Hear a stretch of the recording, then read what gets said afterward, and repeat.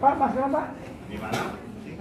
Launching dan pemberian Kartu Identitas Anak (KIA) langsung dilakukan oleh Bupati Sukabumi Marwan Hamami usai membuka Musabakoh Hifdzil Quran khusus anak-anak yatim piatu belum balik Baldatun Center di Gedung BK 3D Cibadak, Kabupaten Sukabumi. Menurut Bupati Sukabumi Marwan Hamami mengatakan, Kartu Identitas Anak atau KIA diperuntukkan untuk kepentingan administrasi kependudukan anak sebelum mereka dewasa dan memiliki KTP, dan juga kepentingan lain menyangkut hak sosial mereka.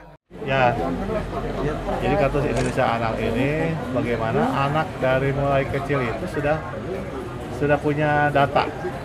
Jadi data ini nanti akan dimanfaatkan sebagai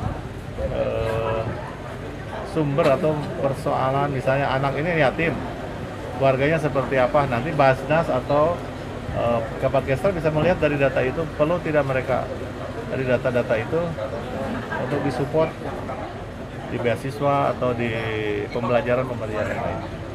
KIA itu sebenarnya sudah langsung ketika mereka mendaftarkan kartu keluarga.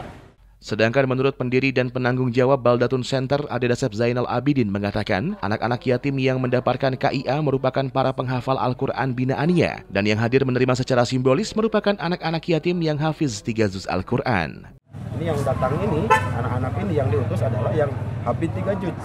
Karena itu sudah dipersiapkan setahun sebelumnya mereka untuk menghafal.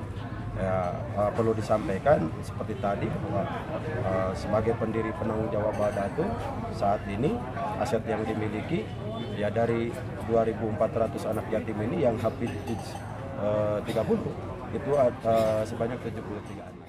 Dari Kabupaten Sukabumi, Ujang Heriaman melaporkan untuk Dinamika.